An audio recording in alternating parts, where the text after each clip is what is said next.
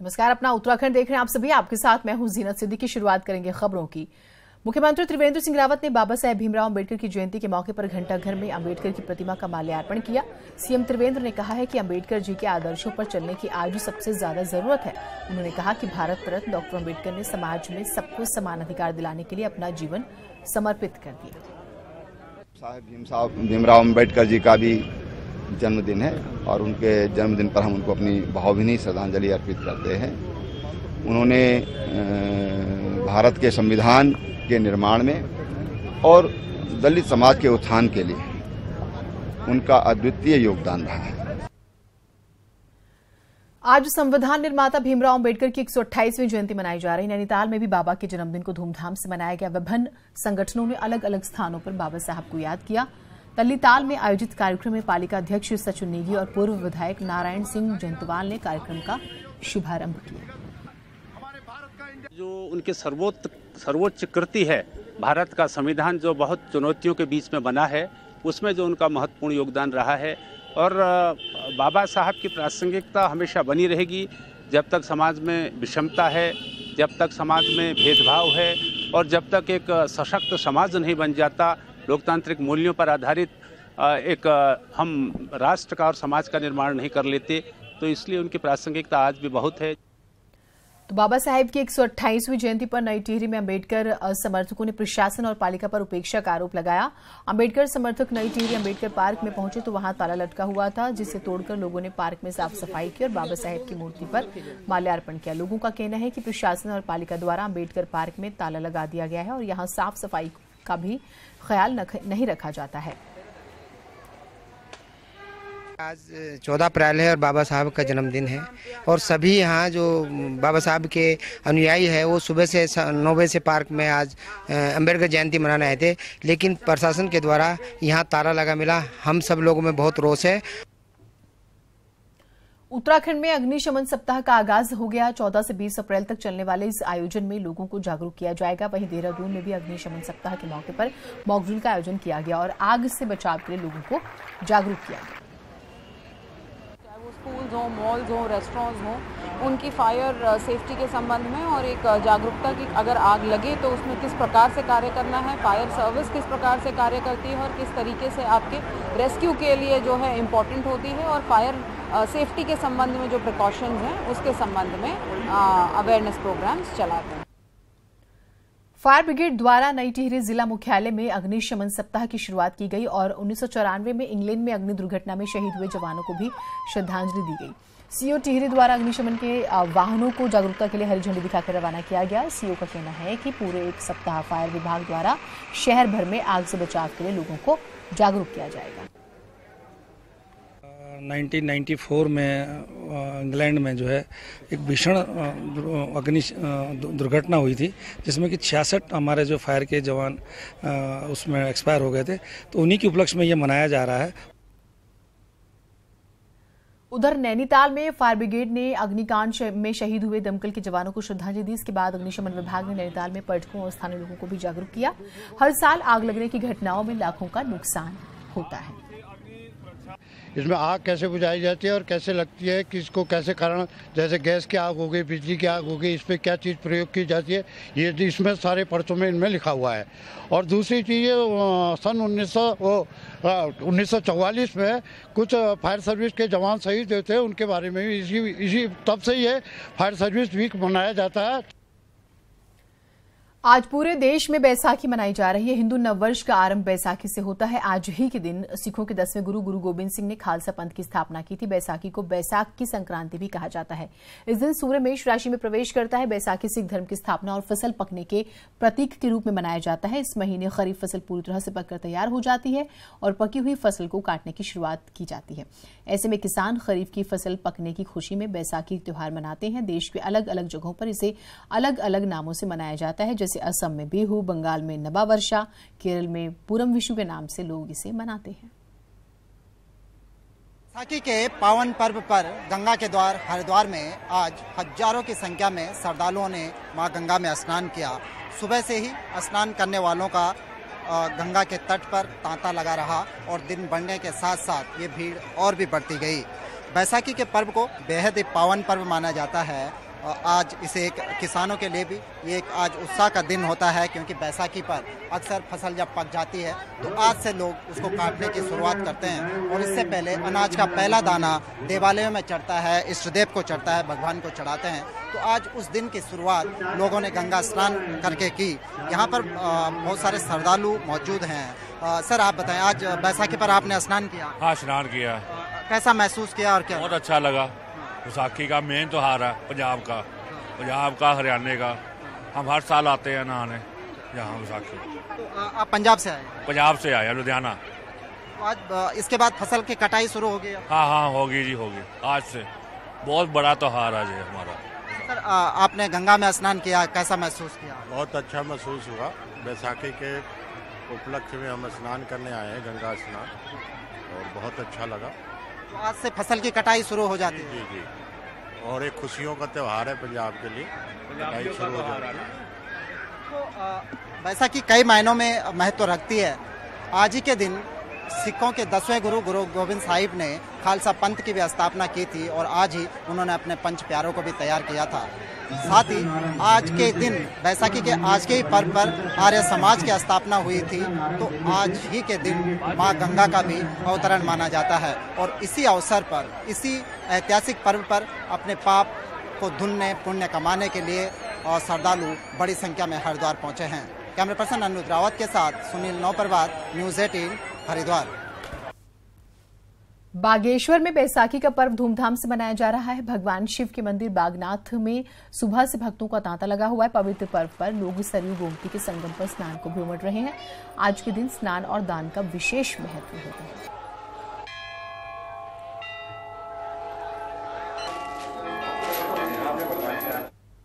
आज के दिन का विशेष महत्व होता है। इस दिन मैया की बहुत कृपा होती है भक्तों के ऊपर, इसलिए हम परिवार सहित मैया के दरबार में आए हुए हैं। तो मधुमास के नवरात्रि कही जाती है, तो इस नवरात्रि में माँ भगवती का सप्तमी के दिन जागरण होता है और अष्टमी दिन माँ भगवती और महागौरी होती है, उनकी कन्याओं का पूजन किया जाता है, कन्याओं को भोग लगाया जाता है। और इस चंडिका मंदिर में हजारों लोग जो है रात काल के जो है मंदिर में दर्शन करने के बाद माता भगवती देवी की पूजा करते हैं। चारधाम यात्रा में महत्वपूर्ण स्थान रखने वाले द्वितीय केदार भगवान मदमेश्वर के कपाट 21 मई को दोपहर 11 बजे और तृतीय केदार भगवान तुंगनाथ के कपाट 10 मई को दोपहर 12 बजे ग्रीष्मकाल के लिए खोल दिए जाएंगे। केदारनाथ पैदल मार्ग में शुरुआत में पड़ने वाले गौरामाई मंदिर गौरीकुंड के कपाट आज सुबह 9:30 बजे खोल दिए गए। तुंगनाथ की डोली 8 मई को मक्कुमठ में लगने वाले मुखड़ी मेले के साथ ही रवाना होगी, तो वहीं मदमेश्वर की डोली 17 मई को डोली सभा मंडप में विराजमान होकर विभिन्न पड़ावों से होते हुए 21 मई को कपाट खुलने से पहले मदमेश्वर पहुंचेगी। द्वितीय केदार श्री मदमेश्वर जी एवं तृतीय केदार श्री तुंगनाथ जी के मंदिर खुलने का शुभ मुहूर्त स्थानीय आचार्यों द्वारा निकाला गया है। इस अवसर पर भगवान मदमेश्वर जी के कपाट खुलने की तिथि 21 मई निश्चित की गई है और भगवान तुंगनाथ जी की कपाट खुलने की तिथि 10 मई को निश्चित हुई है। देवभूमि कहे जाने वाले उत्तराखंड में वैसे तो हर मंदिर में आस्था का सैलाब दिखता है, वहीं चंपावत के नेपाल सीमा से लगे रणकुची मंदिर में आजकल मां रणजीती में भक्तों का तांता लगा हुआ है। श्रद्धालु दुर्गम रास्तों का लंबा सफर तय करके मां के दरबार में मन्नत मांगने के लिए पहुंच रहे हैं। विगत 20-25 वर्षों से यहाँ पर आ रहा हूँ और यहाँ पर बहुत दुर्गम मार्ग हुआ करता था, जिसमें बहुत परेशानियाँ होती थी आने में। और माता का एक सच्चा दरबार है, इसमें जो आदमी, जो भक्तजन जो भी कुछ मांगता है उसकी मुराद यहाँ पूरी होती है। जनजातीय क्षेत्र जौनसार बावर में फुलियात के साथ बिसु पर्व का आगाज हो गया। क्षेत्रवासियों ने अपने इष्ट देव को बुरांस के फूल अर्पित कर उनकी आराधना की। हर गांव के मंदिर में लोक नृत्य और देवगीत गाकर लोगों ने एक दूसरे के साथ खुशियां बांटी, जिसके बाद सभी ग्रामीणों ने गांव के हर एक घर पर बुरांस के फूल लगाए। इस दौरान क्षेत्र में कई स्थानों पर आयोजित पांडव नृत्य ने लोगों को खासा आकर्षित किया। माना जाता है कि बसंत ऋतु के आगाज पर नई फसलों की पैदावार होती है और फसल का कटान करने से पहले लोग इस पर्व को मनाते हैं।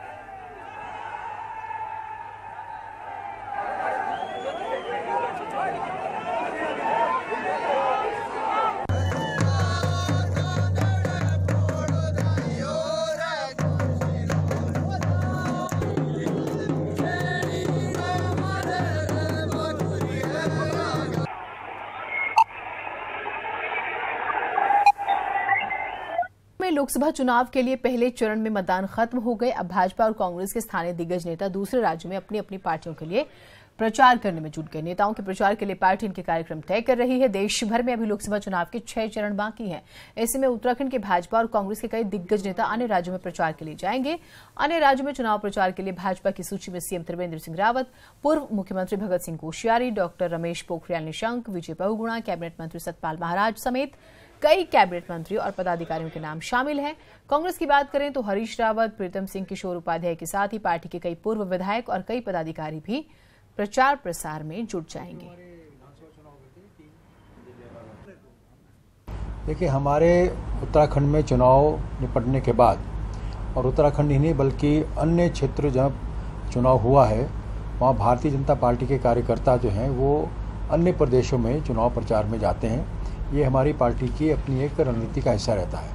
उसी क्रम में उत्तराखंड के भी हमारे वरिष्ठ नेता भी जाएंगे और साथ ही हमारे जो अन्य कार्यकर्ता हैं जिनको अलग अलग जिम्मेदारियां दी जाएंगी उनको भी भेजा जा रहा है। तो उसकी सूचियां लगभग तैयार हो चुकी हैं और हमारे मुख्यमंत्री जी भी अन्य प्रदेशों में प्रचार के लिए जाएंगे, हमारे वरिष्ठ पदाधिकारी भी जाएंगे और कुछ कार्यकर्ता ऐसे भी होंगे जो कि विभिन्न स्थानों पर जाकर के 10 से 15 दिन तक समय भी वहाँ पर लगाएंगे।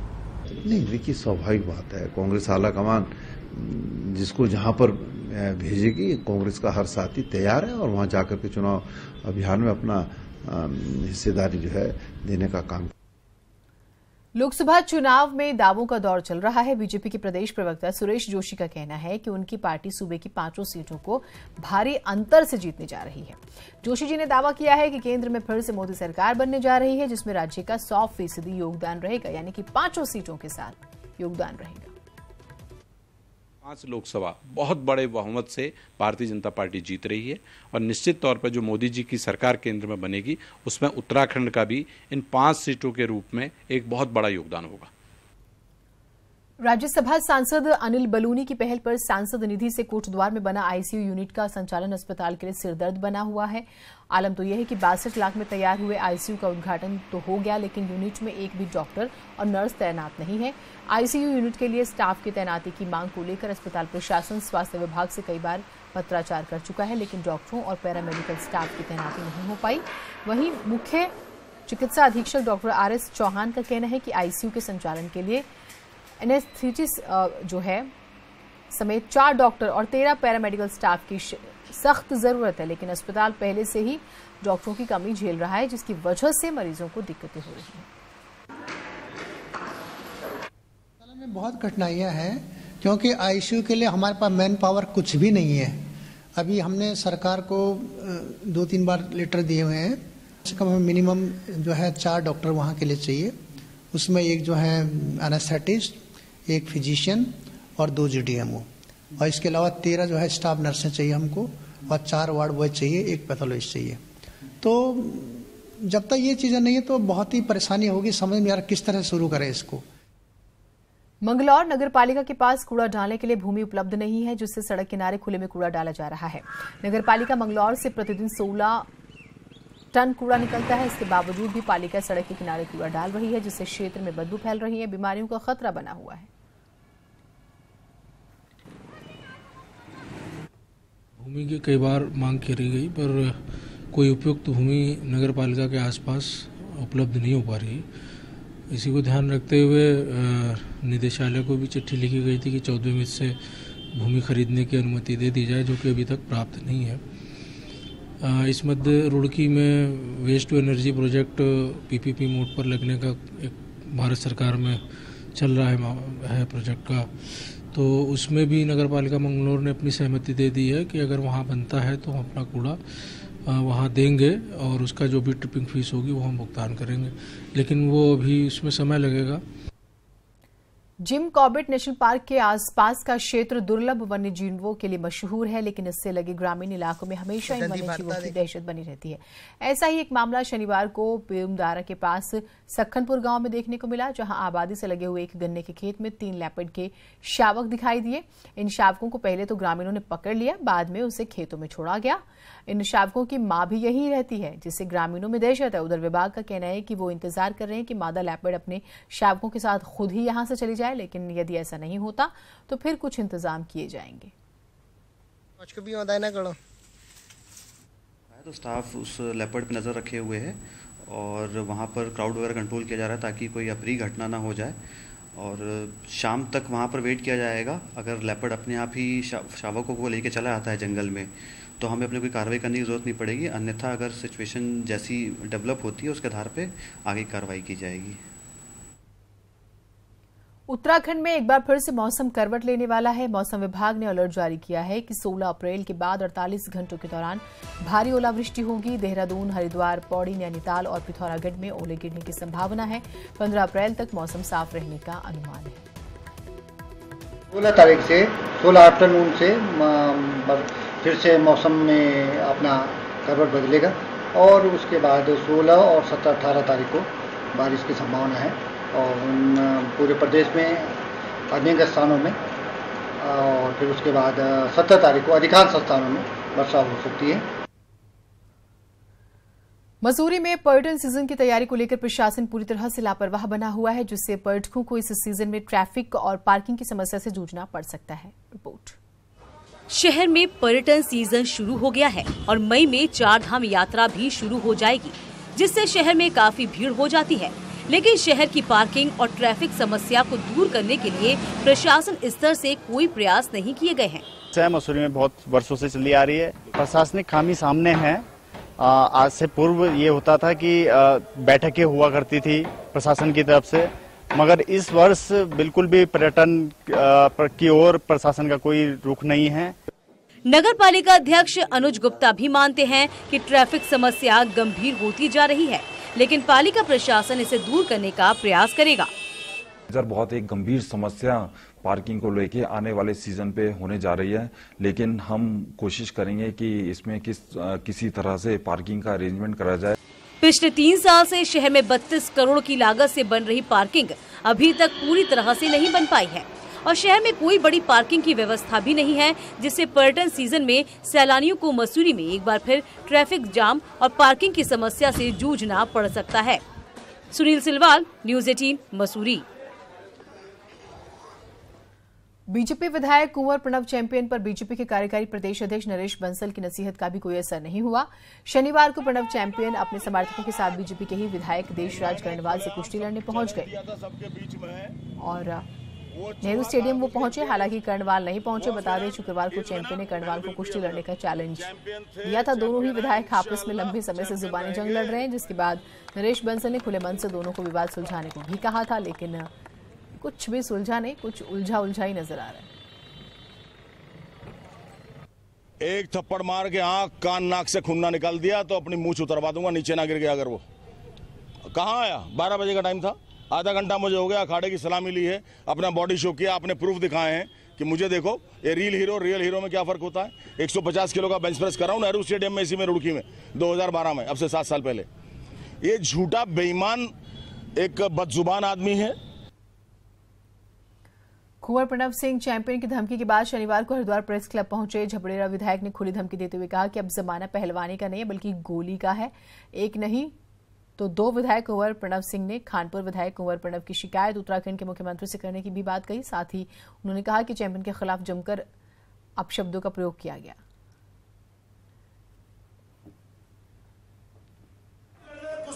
कुश्ती का जमाना नहीं है, अब तो इसका जमाना है। अब तो इसका जमाना है, एक नहीं दो। अब तो इसका जमाना है, एक नहीं दो। ये विधायक है, जरा